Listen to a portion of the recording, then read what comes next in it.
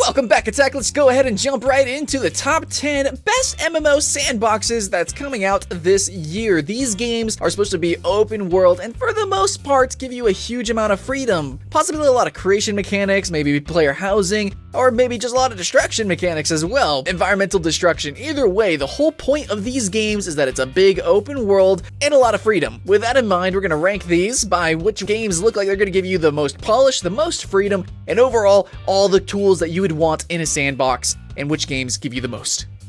Here we go, top 10 best sandbox MMO 2015. So let's go ahead and start the list by talking about H1Z1 because we already know what it's like, and we already know that it lacks a lot of polish. It honestly does, but in the end, it is actually a really good genre-defining game, I think, at least for being free to play, with an okay aesthetic. I mean, nothing groundbreaking there.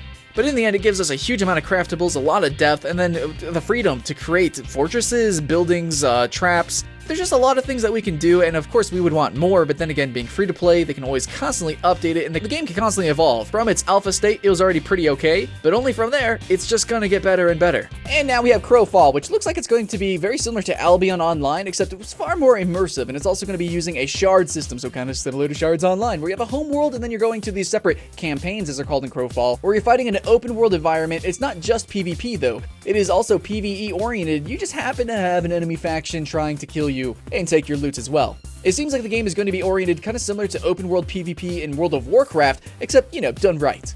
It's also going to have voxel destruction, so if your enemies build up a castle, you can actually tunnel under it, or blow a hole through it, or just blow the whole castle up. Now that combined with the action combat seems like it's going to make PvE, PvP, or whatever you do in this game a blast. Okay guys, so I know Albion Online has made it to a couple of our top 10 lists. I mean, it's kind of genre defining, not just that it's a really good sandbox game, but also because it's on so many different platforms. We're going to be able to play it on our mobile devices, a sandbox hardcore PvP game on our mobile devices. That's actually pretty exciting, and so yes, it did make it to a lot of our top 10 games list, all sorts of different kind of genres, but really, for a pure sandbox game, of course it's going to make the list, not just because it is unique or anything like that, but because purely it's polished and it's going to give you all the tools that you want in a hardcore PvP sandbox game. And it's really as simple as that. Next up, we have Severium, which is going to be actually a little bit different than our usual open world survival MMOs, because that's going to be just one component of the game. This could be good or it could be really, really bad. Severium is actually going to have instance PvP battles as well as a co-op section.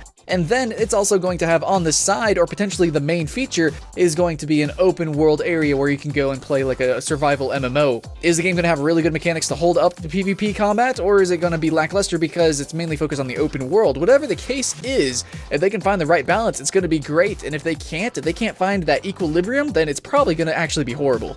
Now here's a game that's probably not going to be for everyone. It seems like it's actually going to cater to a very niche and hardcore audience because this is the Repopulation. This is going to be a sci-fi shooter game that doesn't actually have shooting mechanics. It really plays like a usual MMO. But the issue with this game is that it has such an amount of content and so much that you can do in this game that's literally, it's not exactly for the brilliant new players, every casual gamer. It's actually meant for people who have a huge amount of patience and who truly want to experience a hardcore sandbox MMO experience with that whole Star Wars or Star Trek-y kind of themality. Now, The Division has a ton of potential, but then again, so did Destiny, and with Ubisoft's current track record, it has a lot of people losing hype and hope for The Division, but I'm gonna keep my fingers crossed because I think this game looks amazing. It seems like it already has a huge level of polish, but to how much freedom are we actually going to have? What access will be granted? What limitations will we have and placed on us?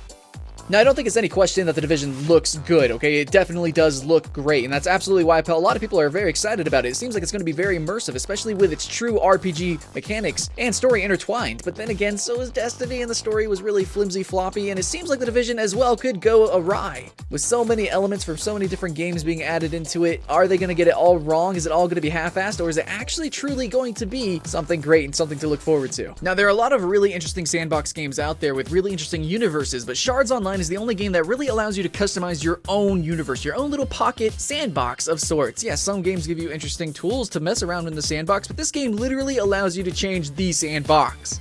Shards Online allows you to play from many different rule sets, as well as traversing different shards, experiencing different player shards, different PvE shards. All in all, it's a very interesting concept to be able to hop from sandbox to different sandbox to different sandbox. And here we have Reign of Kings, which is an early access game right now, but it's going to be released this year, and it's looking really good and very polished right now. I'm sure there's some kinks that could be worked out, but if you want to go ahead and play it right now, it's actually a ton of fun. It's basically kind of like maybe take Skyrim and mix it a little bit with Minecraft, and there you go. You have Reign of Kings. So the themality is a very low fantasy, medieval setting, and you have to fight over a throne, okay? So all the players on the server can loot and do all their Minecrafty kind of things, build up castles and etc. But only one faction can own the throne. So you can own a throne, be the kings, and then you actually tax everyone else on the server. But even at the lowest level of gameplay, it just seems fun and creative, and it seems like you just have a true sandbox game here with medieval stylings. And there's a couple of other games out there with a similar themality, but I think Reign of Kings is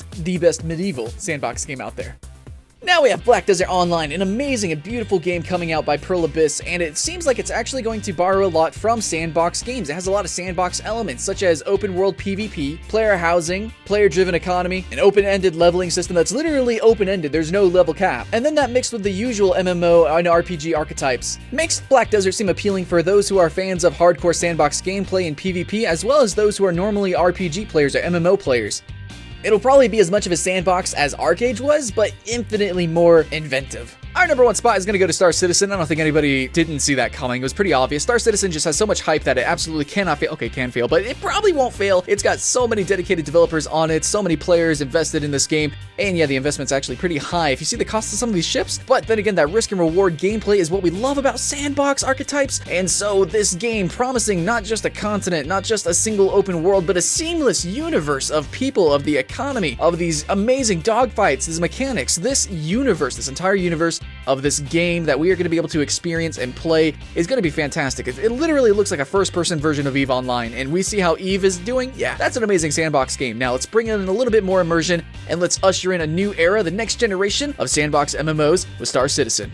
Alright guys, so I know a lot of these games look really ambitious, and they probably are, and yeah, the hype might die, they might not live up to it, but in the end, we will be here, we will give you the first impressions whenever those games do hit. Absolutely, make sure to like and subscribe to stay tuned for that, and thanks Attack, please come back. Check out MMO ATK if you want to check out more articles as well, and as always, we're going to be here, and always going to be playing games and having fun. So stay tuned, and we'll see you again later.